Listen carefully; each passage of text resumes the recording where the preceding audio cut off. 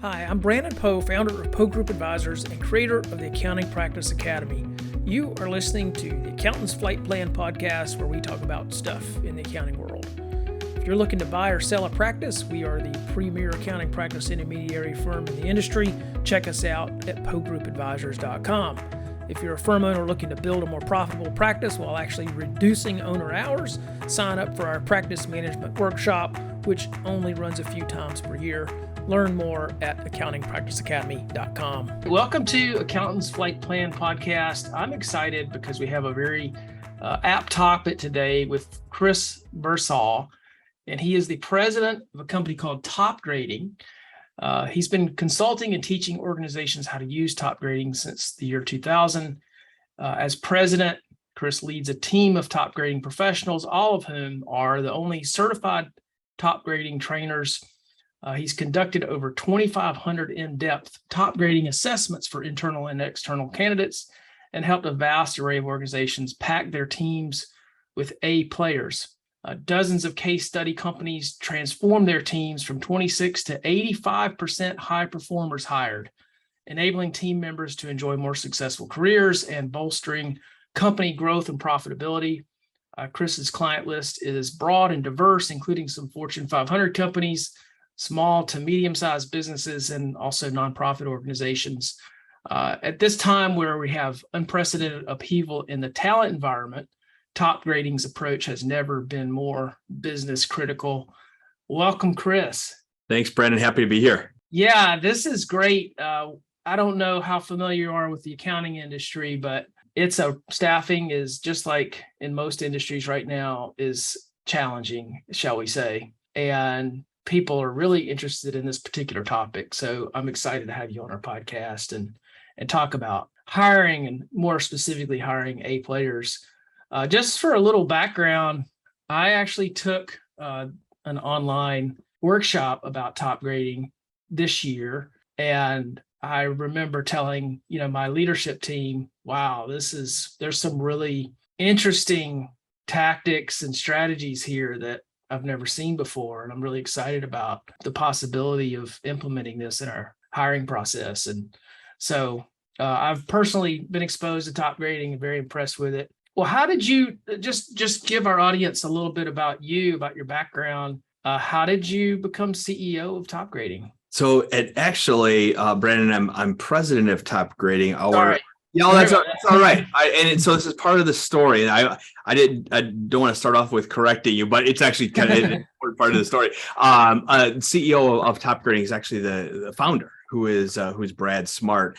And why that's important is because that's how I got into this. Kind of known Brad, long before I started my career, for a variety of reasons. We're kind of family friends, and didn't understand exactly what he did. Actually, didn't have any idea what he did. And then, in college, kind of undergrad degree in psychology, and then minored in business. And I, thinking like, right now, what do I do? Or what can I do with this? And my memory doesn't go quite back that far into detail. I don't remember how I came across Brad's book, but did. And all right, he wrote books. In fact, he's written 6 books on hiring, and we have the 7th one coming out called Foolproof Hiring this spring.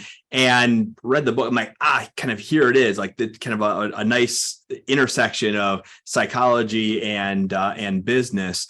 And then decided to get an MBA shortly after getting undergrad degree, and just began doing some things with Brad or for him at a low level, and eased into it that way. And now we're, about 22 years later, and I've gotten, as you said, I think the number's a little bit low, even the 2,500 in-depth assessments. It's even more than that now, and just got started off assessing, believe it or not, candidates for executive assistant, and has progressed over the years, and now real focus on the executive hires, the kind of leadership team hires is really my personal focus.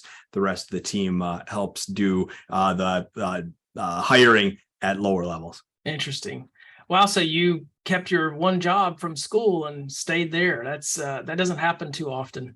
Yeah, and there were a couple of dabblings in there a little bit earlier in my career, but for the most part, this is what I've been doing. That's cool. Awesome. As I mentioned, I took the Topgrading virtual course this year, and it just seemed really strong. And what can you share, without giving too much away, what can you share about some of the highlights of Topgrading's methodology? Yeah, so Brandon, we worked, our Topgrading really fixes or has solutions to the 5 biggest problems in hiring. And so starting from the top and really the beginning, most hiring managers don't know exactly who they're looking for. They have an idea. They have a few things on the list of what that person might be responsible for. They believe they need someone with excellent communication skills, someone who thrives in a fast paced and dynamic environment. And if what I'm saying sounds familiar to everyone, it's because that's what most job descriptions say. And if you could hear from the tone of my voice, not all that helpful in visualizing that person in that job. And so, we don't know really who we're looking for. We don't have a clear target.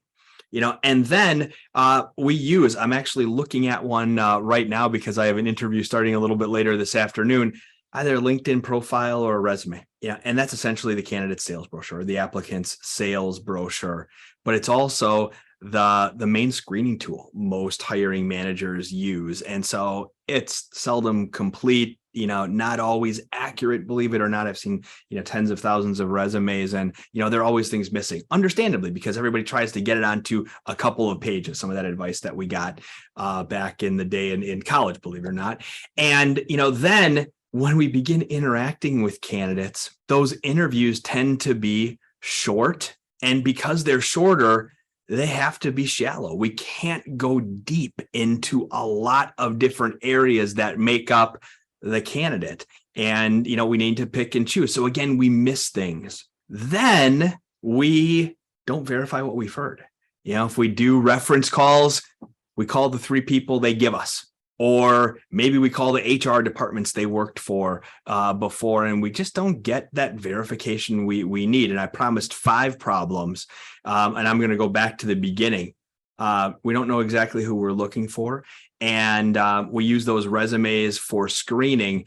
And anyone who is using a screening tool, something online, a test or whatnot, those tend to not be all that effective. And so, we're not screening effectively.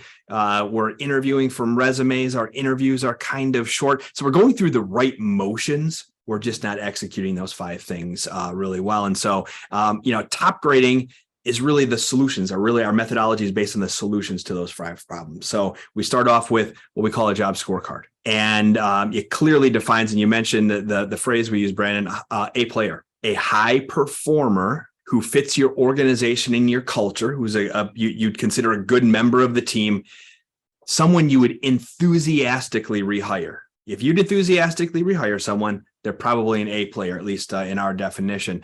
Our job scorecard defines high performer and fit for the team with different behaviors and competencies. So we all can visualize that person in the job. So we all have a very clear picture of who we're looking for.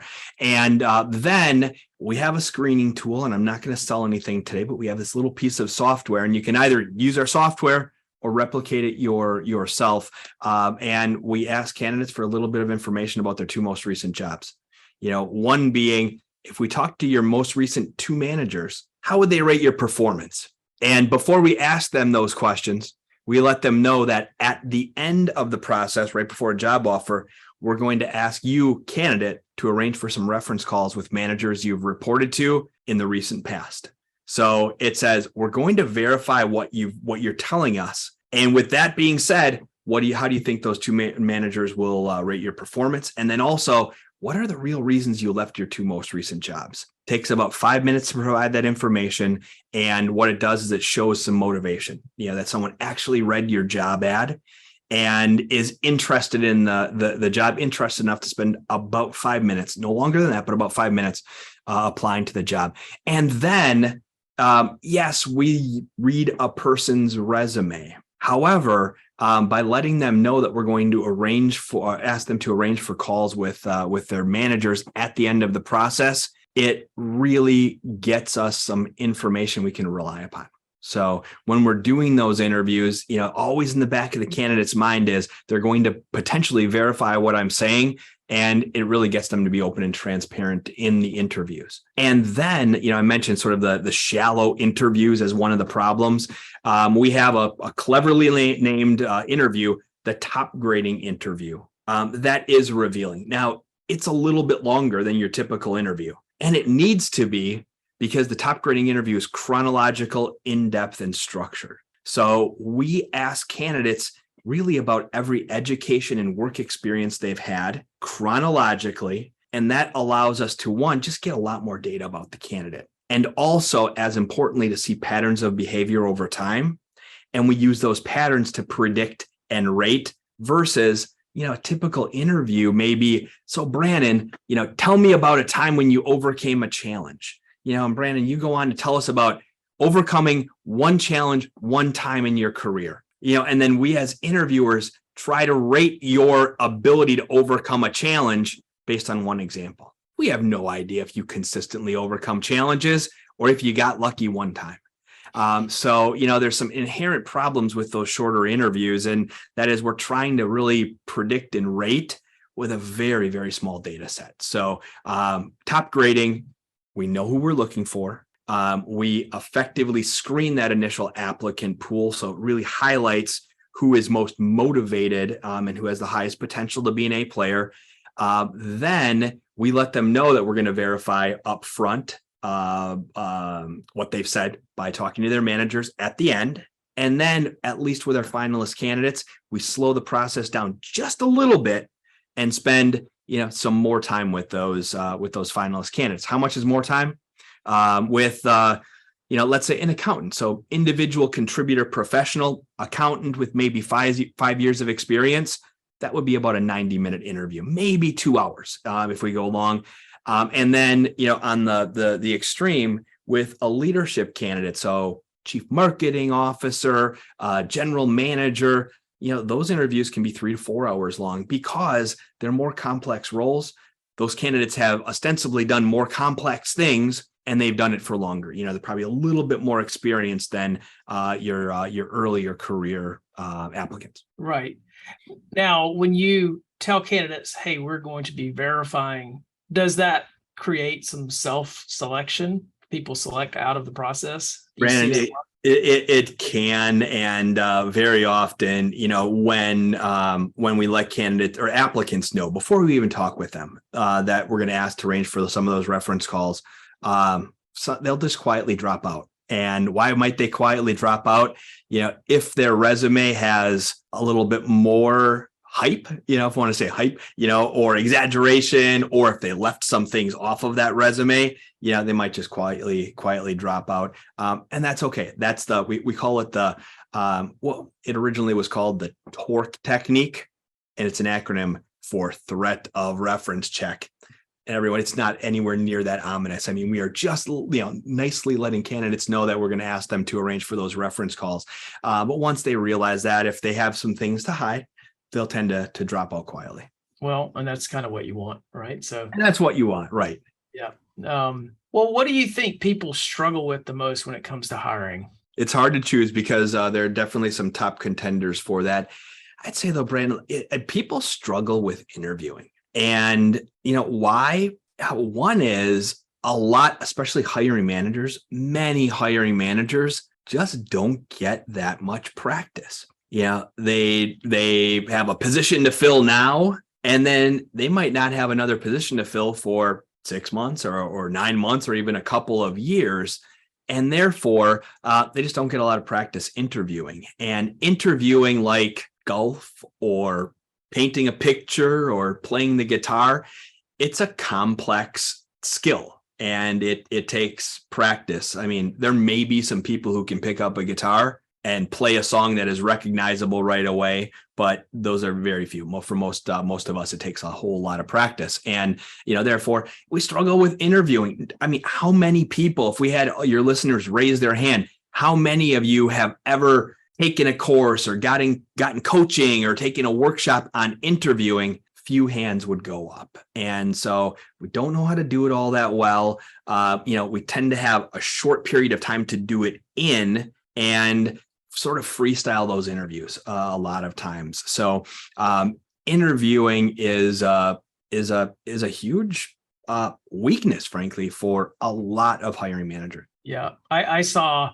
recently. I got to see Vern Harnish speak. He was at an EO event in Virginia Beach, and he put some statistics about how an A player, how much outperformance you get from like an A versus a C player. I can't remember the exact numbers, but I was like, wow, it really does pay to get top people. There's just no question about it. So Brandon, and my numbers will be directionally correct on this, but you'll get the point, And one of the bullet points in a couple of the top grading books is about developers. So coding, coders, developers who are in the top 10% of talent write 1,200% more lines of code than the average. Sales reps who are in the top 10% outperform the average sales rep by 250%. So the difference is dramatic, more dramatic than in some areas than others, but always dramatic. Yeah. It's not something you want to be cheap on, right? I mean, it's like you've got to pay the money to get the good people, but they earn it and then some. So in terms of just trends that you're seeing, we mentioned that I'm seeing it in our profession. What are you seeing with service industry professionals like accountants? What are the staffing trends that you're seeing? You'd mentioned earlier or at the outset about how it's hard to find A players now, and I'd argue it's always been hard. And the reason is the people you want to hire, for the most part, are successfully employed somewhere else right now. Yeah, they may not be happy. They may be looking for something a little bit more, but chances are they're working. And I understand there are exceptions to that, but for the most part, they're working. And so it takes some proactivity to either get them to raise their hand or to connect with them and tell them about the opportunity you have and give them a chance to raise their hand. Because unless you're Google or Apple or a company like that where you have a recognizable brand, a lot of the A player candidates out there who may be interested in working for you don't know anything about you. And so, one piece of advice we have is, sure, go ahead, continue to post ads on job boards and post those ads on your careers page, but someone needs to be doing something to proactively connect with those A players who are currently successfully employed. You can do that, with a referral program, with an internal or even external recruiter, but someone who is contacting people and telling them about the great opportunity that you have. And another thing I've been seeing, and I don't know that this is going to be a big surprise to anyone, but roles like accountants and marketing professionals and even sales roles, a trend, again, not necessarily a new trend, but something to really think about is working remotely or some kind of hybrid model. Heard from actually, we're working with some clients who are, they're like, the pandemic is over. Put that in quotation marks, or, it's kind of, we're through the worst of it or whatever it may be. And I'm not making a prediction, everyone, nor am I making a judgment on that. But it's, many are like, all right, we can now all get back into the office. And the thing is, the past couple of years, people have gotten accustomed to not being in the office. Some of those people are more productive than others, and we're looking for those who are more productive. But we really need to be thinking about, does a person need to sit in the office to be effective in this role? Or does the team need to be here to be effective as a team? And if the answer is no, but I like to have them here, you're going to be missing out on a pretty big section of your talent pool. If one of the requirements is you need to be in the office from 9 until 5 every day. Yeah, we're seeing that. We're seeing that definitely as well in our industry. I've had one client in particular that lost a very good team member because they had the opportunity to work in a hybrid environment. It's a strange new world that we're in right now. What about advice for how to retain staff once you make a right fit hire? Right. I think the retention starts from that person's first day. How are you showing up as a company? Maybe even go before the first day, but let's just start with that first day. How are you showing up as a company with the onboarding? How thoughtful is that? How clearly do you articulate expectations for that person? And they need to be very clearly articulated. People need to know the rules of the game, how they can win the game. I'll use some more probably like where the bar is set, all kinds of cliches and proverbs here. But it's really important. A players want to know what they need to do to be successful. So being very thoughtful about articulating the expectations, onboarding, and helping them develop the relationships they need to develop.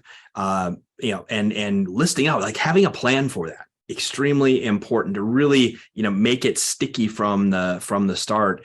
And then ongoing, A players expect feedback. They want feedback. They want to know how they're doing.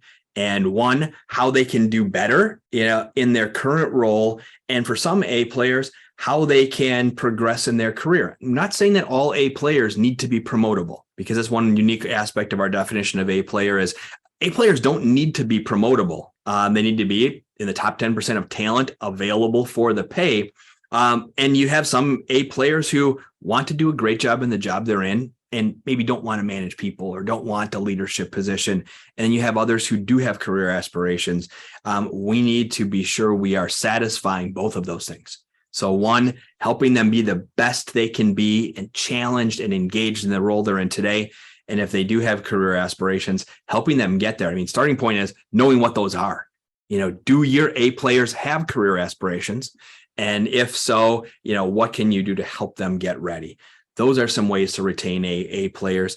Everyone, this is really, really important. And it is compensation. And I know no one wants to hear you may have to pay more, but I'll tell you, you may have to pay more.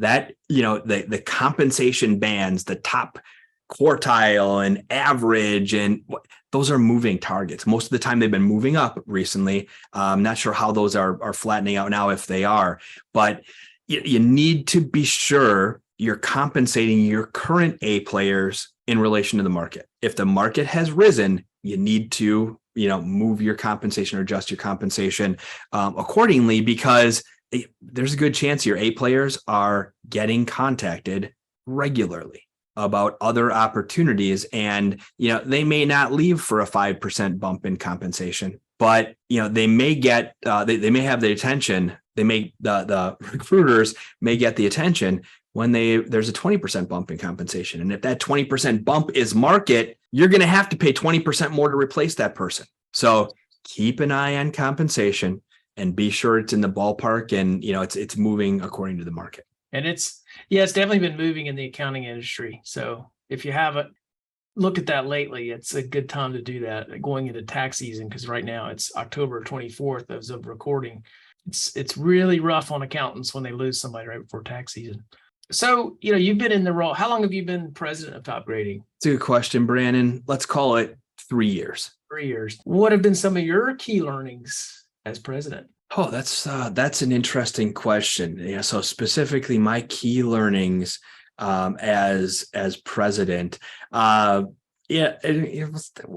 hire. We have open positions to fill. And I don't know if this is necessarily as president, but I'll say hiring is never easy. And recruiting is never easy. And, finding the A player takes some work and some effort. So that's something that's been, very, very salient.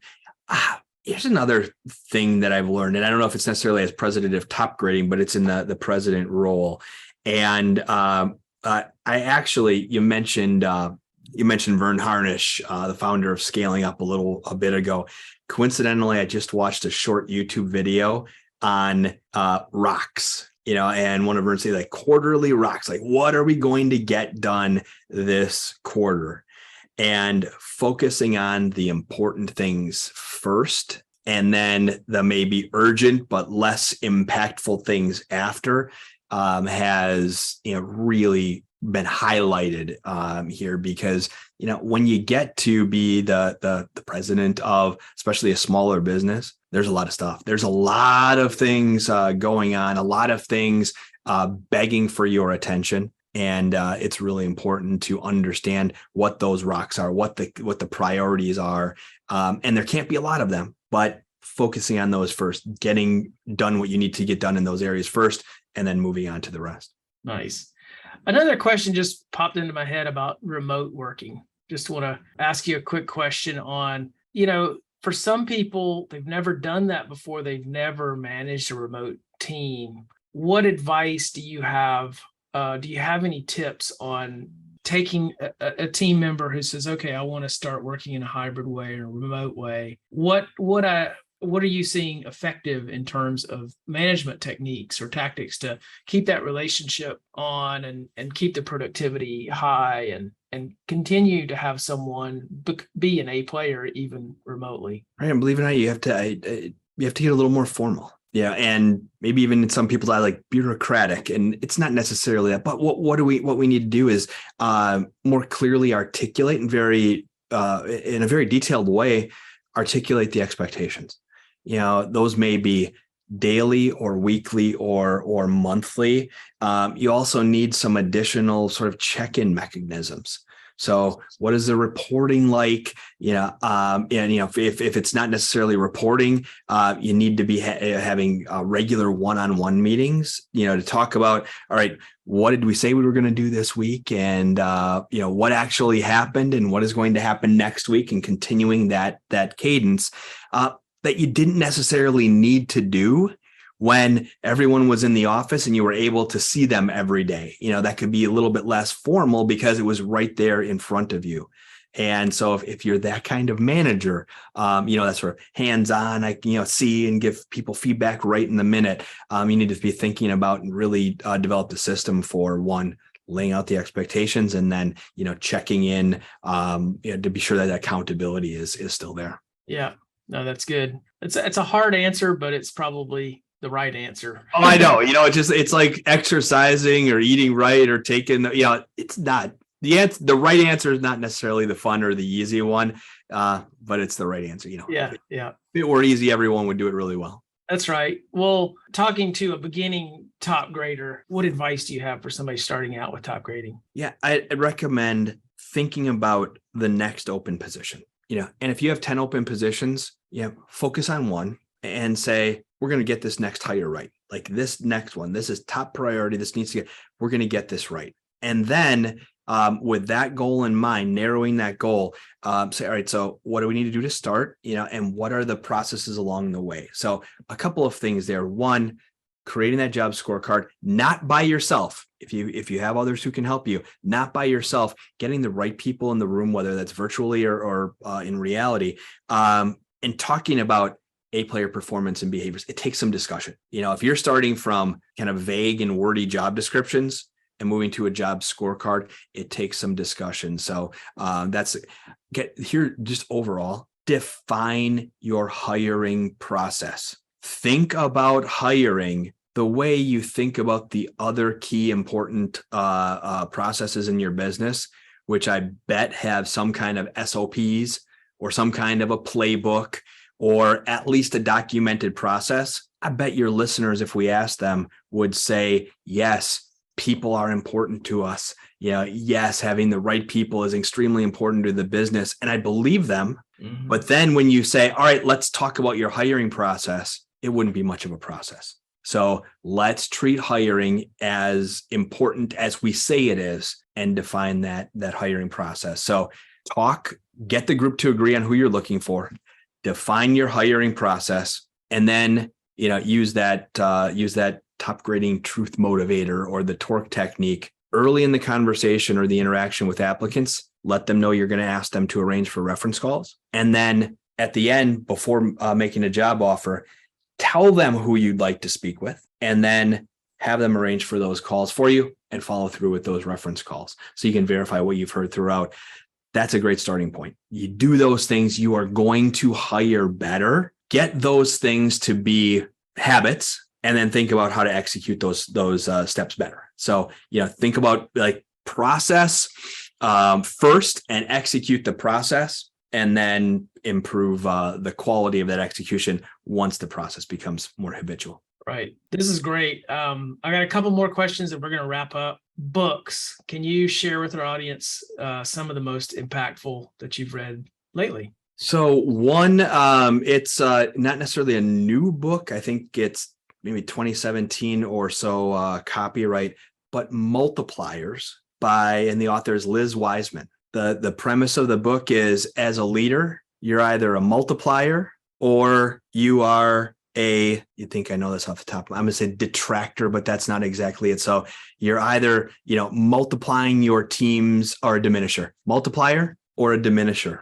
And the book talks about how to recognize if you're a multiplier or you're a diminisher, or when you multiply and when you diminish, and how you can diminish less and multiply more. Great book for anyone who is managing people. Ooh, I love that. It's great. If you haven't heard it, I consume most of my books via Audible. So not a plug for Amazon, but that's the way I consume most of my books. That's why I say listen. It's wonderful for anyone who is managing people. Almost certainly come out of that time spent reading or listening with some great ideas on some things you can do.